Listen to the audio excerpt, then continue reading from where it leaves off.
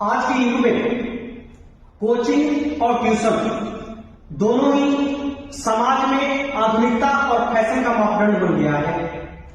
आज समाज में चले जाइए, वैसा परिवार जिसके बच्चे कोचिंग या ट्यूशन करते हैं, फिर यह समाज उस परिवार को यह मानकर चलता है कि यह परिवार अपने बच्चों की पढ़ाई पर बहुत ध्यान देता है, जबकि उसी समाज में रहने वाला वैसा परिवार जिसके बच्चे किसी प्रकार का ट्यूशन या कोचिंग नहीं करते हैं, फिर यही समाज यह मानकर चलता है कि यह परिवार अपने बच्चों की पढ़ाई के प्रति बड़ी ही लापरवाह है, बिल्कुल ही ध्यान नहीं देता है।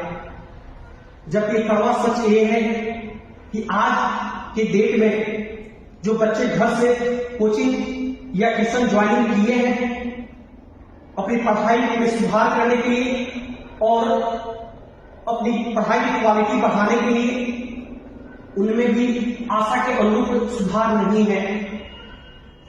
इसके पीछे के कारण को ढूंढिएगा तो पाइएगा कि वह बच्चा जिस मानसिकता से कोचिंग ज्वाइन किया है या जिस मानसिकता से ट्यूशन ज्वाइन किया है, उसी मानसिकता के कारण वह दिन प्रतिदिन अपनी पढ़ाई में पिछड़ता जा रहा है। और स्थिति यह है कि एक समय आता है जब वह कोचिंग या ट्यूशन करने के बावजूद भी परीक्षा में अच्छा परिणाम नहीं दे पाता है। कारण यह है कि वह यह मानकर चलता है कि मैं कोचिंग ज्वाइन कर लिया, ट्यूशन ज्वाइन कर लिया, अब बस निश्चिंत हो जाना है क्योंकि अब हमारी बोर्ड एग्जाम बढ़िया से निकलेगा।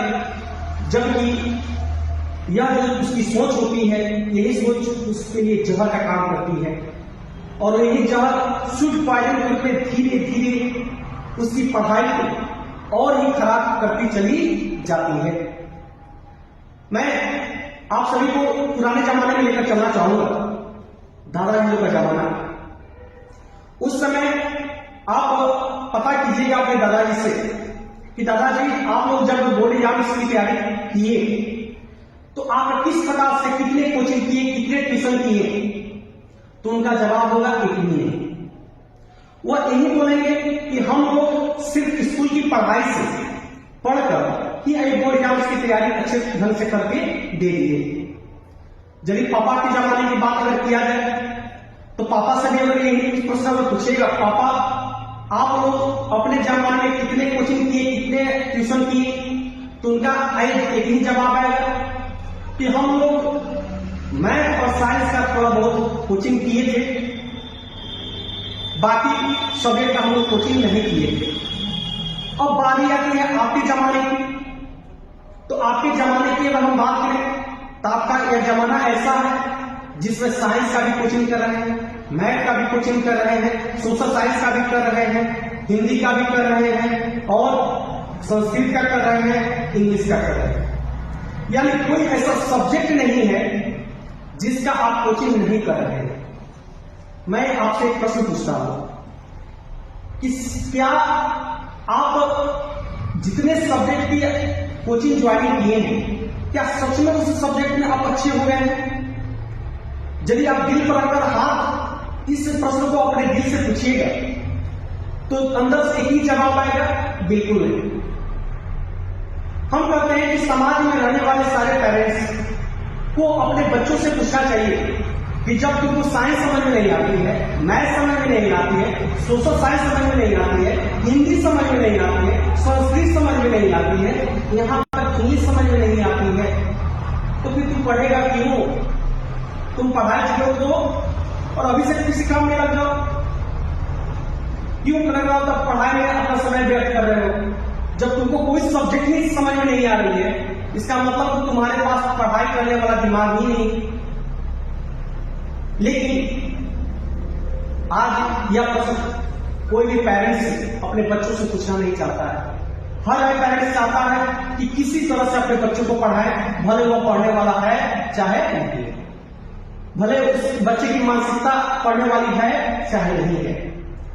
इसलिए मैं सभी पेरेंट्स यानी अभिभावक से खासकर अनुरोध करना चाहूंगा कि आप अपने बच्चों से बैठकर बात कीजिए और उनको समझाइए कि कोचिंग और ट्यूशन क्यों किया जाता है, कोचिंग या ट्यूशन करना क्यों जरूरी है, कोचिंग का उद्देश्य क्या होता है।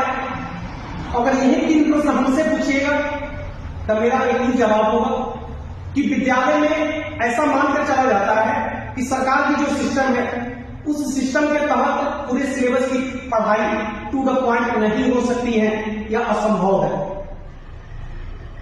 क्योंकि इतनी सारी छुट्टियां होती हैं, इतने सारे कोर्स हैं जो उतने सीमित घंटे के यानी समय में पूरा नहीं किया जा सकता है, इसलिए कोचिंग करना जरूरी है। इसके अतिरिक्त अपनी पढ़ाई में होने वाली कमियों को दूर करने के लिए कोचिंग करना जरूरी है। प्रतियोगी परीक्षा के लिए भी तैयारी करने के लिए कोचिंग करना जरूरी है।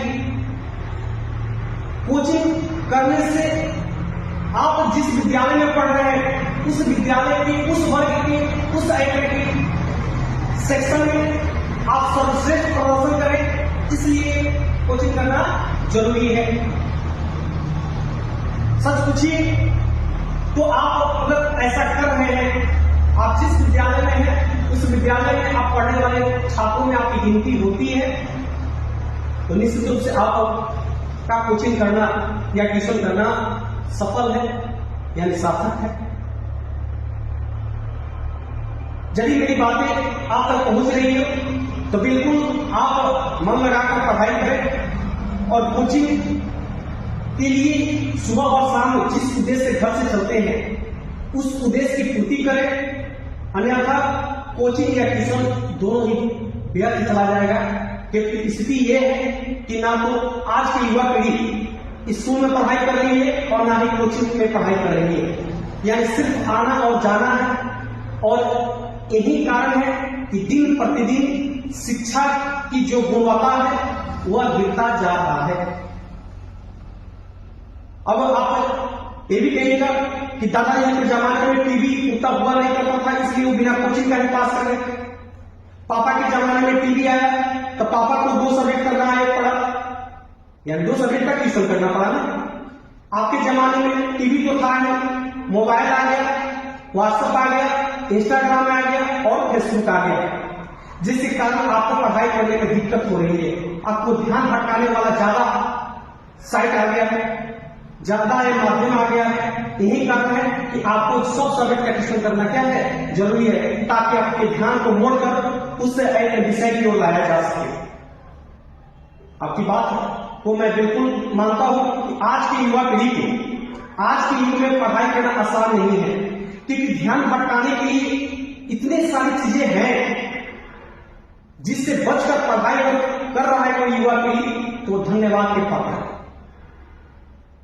मैं बाकी आपको क्या कहूं, बाकी आप समझदार हैं, कोचिंग या ट्यूशन ज्वाइनिंग किए हैं तो कोशिश ये कीजिए कि मम्मी पापा के सपना को पूरा करना है।